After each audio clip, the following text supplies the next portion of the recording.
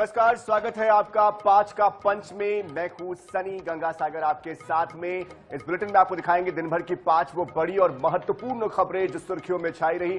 शुरुआत दिल्ली की खबर से करते हैं। दिल्ली में जो मस्जिद है उसके पास अतिक्रमण हटाने के लिए गई जो दिल्ली निगम की जो टीम थी, वहां पर अतिक्रमण के दौरान बवाल मच गया। दरअसल फैज़े इलाही जो मस्जिद है उसके बगल का जो अतिक्रमण है वो हटाने के लिए टीम पहुंची हुई थी और इसी दौरान टीम पर पथराव कर दिया गया। 10 पुलिसकर्मी इसमें घायल हो गए। तो देर रात तुर्कमान गेट इलाके में तनाव फैल गया, जिसके बाद स्थिति को नियंत्रित करने के लिए आंसू गैस के गोले तक दागे गए।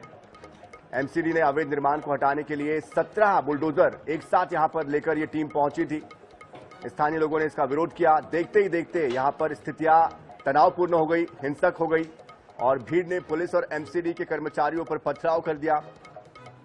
अतिरिक्त बल की तैनाती यहां पर की गई है। तो 10 पुलिसकर्मी वो भी घायल हुए हैं। 10 लोगों को हिरासत में लिया गया है। 9 जोनों में बांटकर कार्रवाई की जा रही है। सीसीटीवी और बॉडी कैमरे के जरिए जो फुटेज मिले हैं उसके अनुसार अब आगे की कार्रवाई की जा रही है।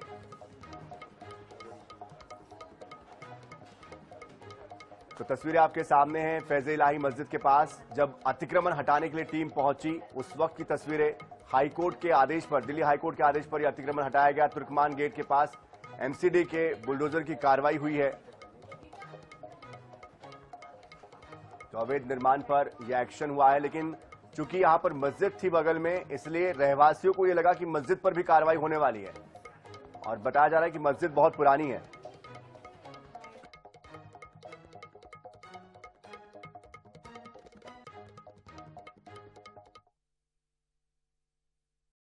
कार्रवाई अभी भी चल रहा है, आप देख सकते हैं। लैंड ओनिंग एजेंसी एमसीडी है, MCD is doing the demolition.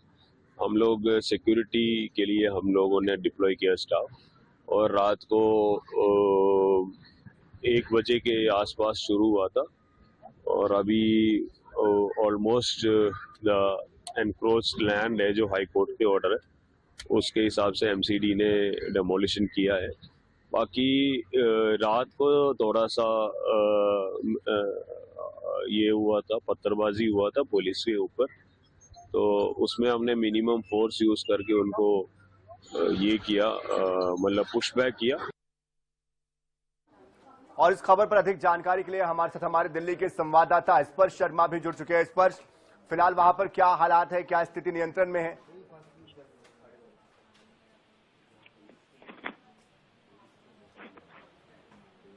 स्पर्श, क्या आप हमें सुन पा रहे हैं? जी स्पर्श, फिलहाल क्या ताजा हालात है वहां पर? कितनी गिरफ्तारियां हुई है? क्या स्थिति नियंत्रण में है?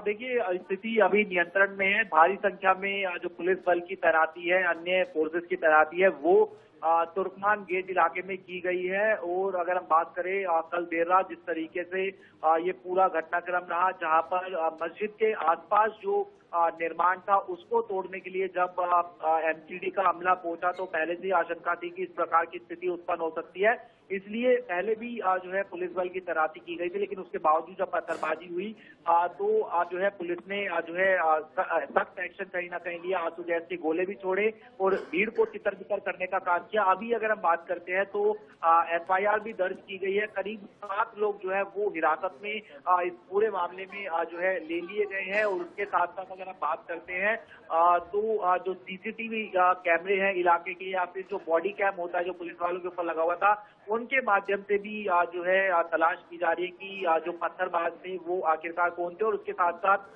जो सोशल मीडिया पर जिस तरीके से वीडियो सर्कुलेट हो रही थी उनकी भी छानबीन की जा रही है कि क्या ये पूरी साजिश जो है पहले से ही तो नहीं रची गई थी या फिर किस तरीके से इन लोगों का मकसद था। ऐसे तमाम चीजें जो है जांचने का काम फिलहाल पुलिस के द्वारा किया जा रहा है। लेकिन अभी अगर बात करते हैं तो पूरी तरीके से जो है स्थिति नियंत्रण में है पुलिस की और भारी संख्या में जो पुलिस फोर्स है उसकी तैनाती जो है तुर्कमेन गेट के आसपास की गई है। बिल्कुल स्पर्श, आप नजर बनाए रखिए। बहुत शुक्रिया फिलहाल इस पूरी जानकारी के लिए।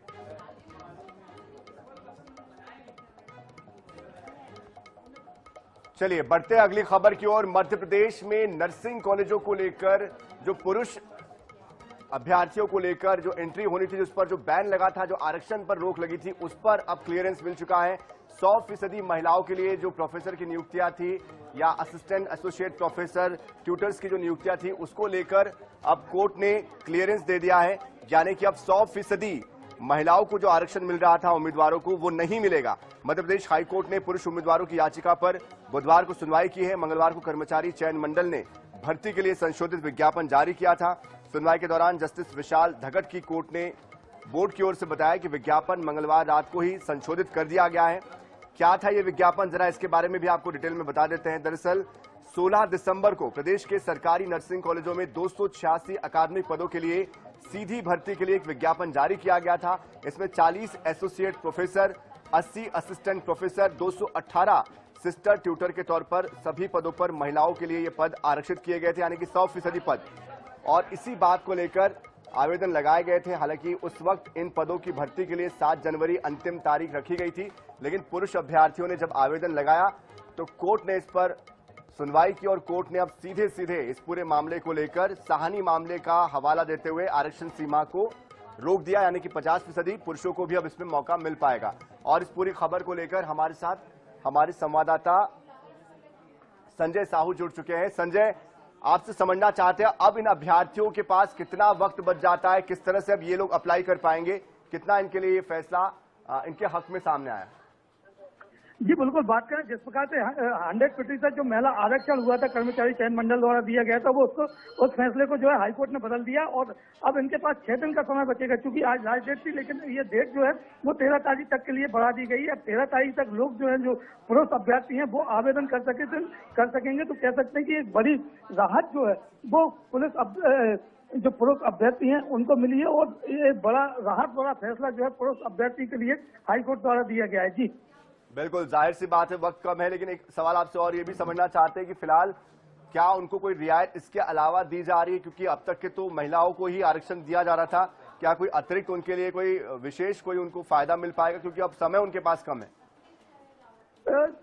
फायदा सिर्फ यही रहेगा, क्योंकि अब जो अभ्यर्थी होंगे, जो पुरुष अभ्यर्थी जो उसमें आवेदन डालना चाहते हैं वो इसमें अब आवेदन कर सकेंगे। क्योंकि पहले तो 100% जो है वो महिलाओं को आरक्षण दे दिया है। और सबसे बड़ी बात यह है कि यहाँ पर जो हाईकोर्ट ने बोला है कि लिंग भेद के आधार पर ये आरक्षण दिया गया है, तो कहीं ना कहीं ये बात बहुत बड़ी बात क्योंकि हाईकोर्ट ने बोली है और इसका फायदा जो है अब पुलिस वर्ग को मिलेगा। और कह सकते हैं कि ये जो आने वाले भविष्य में अगर इस प्रकार की कोई पुनरावृत्ति होती है तो उसके लिए नजीर साबित हो जाएगा। जी चलिए, बहुत शुक्रिया संजय इस पूरी जानकारी के लिए। तो देखिए 100% महिलाओं के लिए आरक्षित किए गए थे पद, लेकिन अब चूंकि इस मामले को लेकर कोर्ट का फैसला आ गया है तो अब पुरुष अभ्यर्थी भी इस पर आवेदन कर पाएंगे। वक्त उनके पास जरूर कम बचा हुआ है, लेकिन जब ये निकाला गया विज्ञापन तभी से ये सवालों के घेरे में था।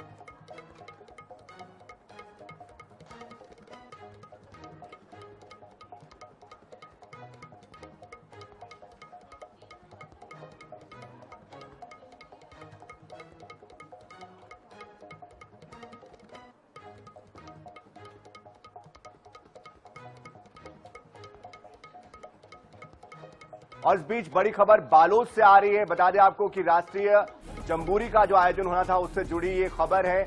इसका जो आयोजन हो रहा था वो यथावत होगा, इस बात को लेकर प्रेस कॉन्फ्रेंस की गई है। उस प्रेस कॉन्फ्रेंस में बताया गया है कि राज्य आयुक्त की तरफ से जानकारी दी गई है। इंद्रजीत सिंह खालसा ने बताया कि जम्बूरी 9 जनवरी को जिस तरह से निर्धारित था वैसे ही होगा। राज्यपाल इसका शुभारंभ करेंगे। जम्बूरी को लेकर सारी तैयारियां पूरी कर ली गई है। देश के 26 राज्यों से 13,000 बच्चे, 2,000 प्रशिक्षक, 500 विदेशी बच्चे इसमें शामिल होंगे। राज्य के सभी कैबिनेट मंत्री इसमें शामिल होंगे, मौजूद रहेंगे इस कार्यक्रम में। समापन में मुख्यमंत्री खुद शामिल होंगे। 26 से ज्यादा गतिविधियों के साथ ये जम्बूरी इस बार होनी है। तो राष्ट्रीय रोवर रेंजर जम्बूरी को लेकर कल तक के असमंजस की स्थिति थी और कल तक जो बयान सामने आ रहे थे, जिस तरह से वित्तीय अनियमितताओं को लेकर जानकारी आ रही थी, उसके बाद रात तक खबर आई कि सांसद बृजमोहन अग्रवाल ने बैठक की है, उसके बाद स्थगित किया गया। फिर आज एक और खबर आती है दोपहर तक कि जो स्काउट गाइड के जो यहाँ के आयुक्त थे राज्य के, उन्होंने कहा कि यथावत रहेगा। अब एक प्रेस कॉन्फ्रेंस होती है और अब ये कहा जाता है कि ये यथावत रहने वाला है और 9 से लेकर ये शुरू होने वाला जम्बूरी 13 तारीख तक चलना है और इसमें 13,000 बच्चे 26 राज्यों के शामिल होंगे। 500 विदेशी बच्चे भी इसमें शामिल होंगे। सभी तैयारियां पूरी कर ली गई है। राज्य के सभी कैबिनेट मंत्री इसमें शामिल होंगे। समापन में मुख्यमंत्री भी इसमें शामिल होंगे। अलग अलग 26 से ज्यादा गतिविधियां इसमें होनी है। और इस खबर पर अधिक जानकारी के लिए हमारे साथ हमारे संवाददाता राहुल भूतड़ा भी जुड़ चुके हैं। राहुल, कल तक के असमंजस की स्थिति थी, अब स्पष्टीकरण मिल चुका है, किस तरह से आयोजन हो रहा है और क्या बदलाव हो रहे हैं? जी देखिए, बदलाव तो कुछ नहीं सली, लेकिन पूरा कार्यक्रम जो है जिस प्रकार से बृजमोहन अग्रवाल का बयान आया, उसके बाद में कल देर रात में स्काउट गाइड के आयुक्त जो है, राज्य आयुक्त, उन्होंने एक विज्ञप्ति जारी की कि किसी भी भ्रम में ना जाए। 9 जनवरी से जो जमहूरी है, राष्ट्रीय जमहूरी, वो होना तय है। और उसी को लेकर उन्होंने INH में भी आज खास बातचीत की और उन्होंने पुष्टि की थी कि 9 जनवरी से होगा। पत्रकार वार्ता ली और पत्रकार वार्ता में उन्होंने स्पष्ट कहा है कि 9 जनवरी को राज्यपाल इसका शुभारंभ करने जा रहे हैं और हर दिन अलग अलग दिनों में छत्तीसगढ़ के जितने कैबिनेट मंत्री हैं, विधानसभा अध्यक्ष हैं, वो शामिल होंगे। 26 प्रकार के इसमें गतिविधियां होगी। युवा सांसद हो गया और क्विज प्रतियोगिता हो गई है। सारी गतिविधियां इसमें होगी 26 प्रकार की। 13,000 से अधिक बच्चे इसमें शामिल होने वाले हैं। विदेशी मेहमान आने वाले हैं। सारी तैयारी पूरी हो चुकी है और 9 तारीख से 13 जनवरी तक के ये जमहूरी होगा और राष्ट्रीय लेवल का जमहूरी है। इसमें सारे लोग शामिल हो रहे हैं। किसी प्रकार की कोई भी स्थगन का कहीं भी बात सामने नहीं आया है। तो ये 9 जनवरी से प्रारंभ होने वाला है। जी बिल्कुल, चलिए आप नजर बनाए रखिएगा। बहुत शुक्रिया फिलहाल राहुल इस पूरी जानकारी के लिए।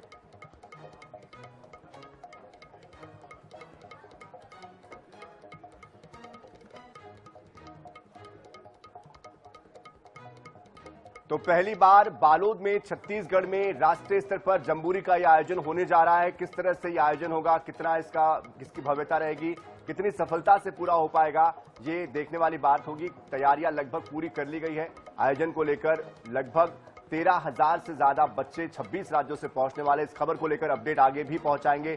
फिलहाल 5 का पंच में इतना ही। ताजा खबरों के लिए, अपडेट्स के लिए आप बने रहिए INH 24/7 के साथ। नमस्कार।